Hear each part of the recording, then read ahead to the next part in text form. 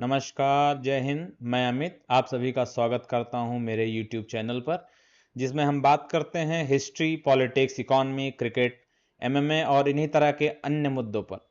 आज मैं इसी तरह का एक मुद्दा लेकर आया हूं, जिसका टाइटल है कोचिंग सेंटर्स और शिक्षा का गिरता हुआ स्तर। जैसा कि अधिकांश लोगों को पता ही होगा कि दिल्ली में एक कोचिंग संस्थान के जो बेसमेंट है उसमें जो क्लासेस चल रही थी, उनमें 3 एस्पायरेंट्स की जो है वो मौत हो चुकी है डूबने के कारण, जहाँ पे पानी भर गया। और ये लापरवाही का नतीजा है कि इस तरह से कोचिंग सेंटर्स जो है वहाँ पे भेड़ों की तरह बच्चों को भर दिया जाता है और फिर इस तरह की दुर्घटनाएं होती रहती हैं। तो यदि हम बात करें तो आज के समय में भारत के संदर्भ में शिक्षा एक धंधा बिजनेस बन चुका है। स्कूल अब कॉमर्शियल एंटिटी बन चुके हैं। उनका मुख्य ध्येय शिक्षा नहीं बल्कि पैसा कमाना हो गया है। जिस तरह से एडमिशन फीस के नाम पर हर साल 20,000 30,000 रुपये वसूले जा रहे हैं, किताबों के नाम पर कमीशन, ड्रेस के नाम पर हर साल ड्रेस चेंज हो रहा है, हर दूसरे साल भी ड्रेस चेंज हो रहा है, उसके नाम पे कमीशन। और किताबों में जो कमीशन है वो 100 रुपये की किताब को 200 रुपये 300 रुपये में बेचा जा रहा है। तो इस तरह के मुद्दे जो है इस समय बहुत ज्वलंत हो चुके हैं।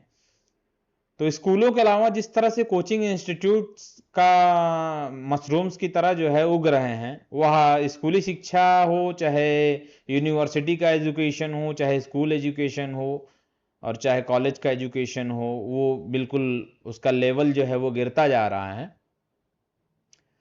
कोचिंग इंस्टीट्यूट्स हाई स्कूल से लेकर इंटरमीडिएट, 10+2 इंटरमीडिएट, अंडर ग्रेजुएट और पोस्ट ग्रेजुएट से लेकर एंट्रेंस एग्ज़ाम जो होते हैं, जैसे कि इंजीनियरिंग का जेई हो गया, आईआईटी जेई, मेडिकल का नीट हो गया, और नौकरियों में एसएससी सीजीएल का हो गया या बैंकिंग का हो गया, रेलवेज का हो गया, सिविल सर्विसेज इत्यादि आज की कोचिंगें बहुत बृहद स्तर पर, बहुत बड़े स्तर पर चलती हैं।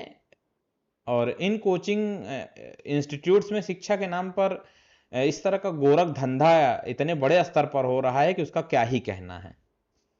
और इसमें सभी शामिल हैं, हमारा समाज भी शामिल है और जो शिक्षक हैं वो भी शामिल हैं और प्रशासन भी शामिल है। और सिस्टम बिना किसी जांच पड़ताल के इन कोचिंग्स को बिना गाइडलाइंस को फॉलो किए हुए कोचिंग चलाने के लिए परमिशंस दे देते हैं। ना कोई जांच होती है, ना कोई पड़ताल होती है कहाँ पे कोचिंग्स चल रही हैं, फायर एक्सटिंग्विशर इत्यादि की व्यवस्था है कि नहीं है। वही हाल स्कूल्स का और कॉलेजेस का है।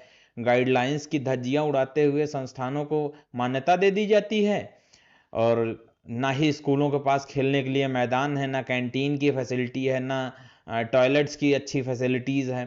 फिर भी फिर या अन्य तरह की और जो फैसिलिटीज़ होनी चाहिए, जो बेसिक एमिनिटीज़ हैं, वो भी नहीं है इनके पास। और फिर इसके बावजूद इनको जो है घूस दे के स्कूल चलाने की इजाज़त मिल जाती है। आप देखिए, बिल्डिंग के नाम पर कुछ नहीं है। और इन सब की वजह से विद्यालयी शिक्षा जो है या स्कूल एजुकेशन जो है, यूनिवर्सिटी एजुकेशन जो है, उसका जो है लेवल जो है गिरता जा रहा है। टीचर्स जो है क्वालिफाइड नहीं हैं। और केवल यही नहीं है, गार्जियन का भी रोल बहुत है, अभिभावकों का रोल बहुत है संस्थाओं के गिरते हुए शिक्षा स्तर को लेके। क्योंकि वो चिंतित ही नहीं है कि जो जिस शिक्षण संस्थान में, जिस स्कूल में, जिस यूनिवर्सिटी में शिक्षा के लिए अपने बच्चों को भेज रहे हैं, उसका स्तर कैसा है, वहाँ पे क्या सुधार है, क्या व्यवस्थाएं हैं। क्योंकि उसको पता है कि कोचिंग लगा के या ट्यूशन की व्यवस्था करके मेरा काम तो चल ही जाएगा। और कोचिंग सेंटर्स क्या करते हैं कि उनके 4-5 ऐसे पॉइंट्स हैं जिसकी वजह से कोचिंग सेंटर्स बहुत नुकसान पहुंचा रहे हैं भारत की शिक्षा पे। तो उसमें सबसे पहला कारण तो ये है कि कोचिंग सेंटर जो है वो कंसेप्ट समझाने की जगह पे याद कराने और रटने पे ज़्यादा जोर देते हैं, जिससे कि एग्ज़ाम निकल जाए, उनका जो है रिजल्ट अच्छा आए। इसकी वजह से होता क्या है कि जो वास्तविक जो है एजुकेशनल डेवलपमेंट है उसमें ये बाधा पैदा करता है। बच्चे कुछ सीखते ही नहीं, वो केवल रटने पे ही जो है उनका जोर रहता है। और फिर दूसरा कारण ये है कि अधिक कंपटीशन और हाई एक्सपेक्टेशन जो है स्टूडेंट्स को क्या देता है, वो टेंशन देता है, एंजाइटी देती है, वो परेशान हो जाते हैं और इसकी वजह से उनकी मेंटल हेल्थ भी अफेक्ट होती है।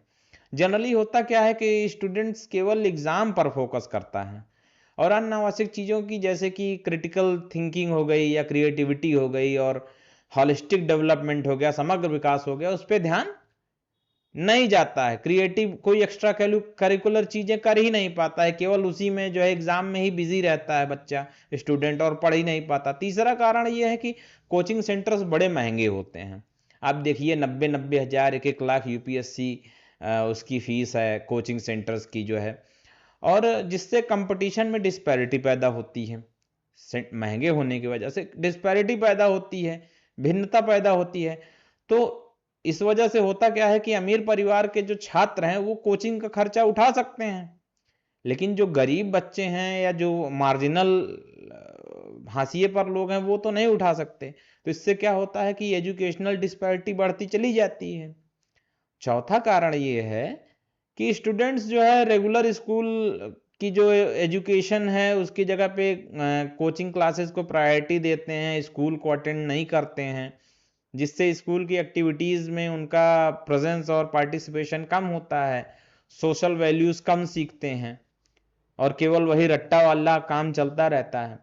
कोचिंग सेंटर्स में शिक्षा की क्वालिटी में भी डिफरेंस हो सकता है और कुछ सेंटर में जैसे मैं पहले ही बता चुका हूँ कि वहाँ पे टीचर्स क्वालिफाइड नहीं हैं और अनक्वालिफाइड टीचर्स को वहाँ पे नियुक्त कर दिया जाता है, जिससे कोचिंग सेंटर क्या है, शिक्षा का केवल एक बिजनेस बन गया है। कभी कभी स्टूडेंट्स में लर्निंग और डेवलपमेंट की जगह जो है केवल कोचिंग सेंटर्स अपना फ़ायदा देखते हैं, उसकी अपने फ़ायदों को प्रायोरिटी देते हैं। तो इस तरह से शिक्षा का स्तर जो है दिन ब दिन गिरता जा रहा है और हम जो है एजुकेशन में कुछ सीखने की बजाय जो है हम केवल नौकरी और जॉब के या एडमिशन के पर्पस से जो है लड़ते चले जा रहे हैं। तो ये भविष्य के लिए बहुत अच्छी बात नहीं है।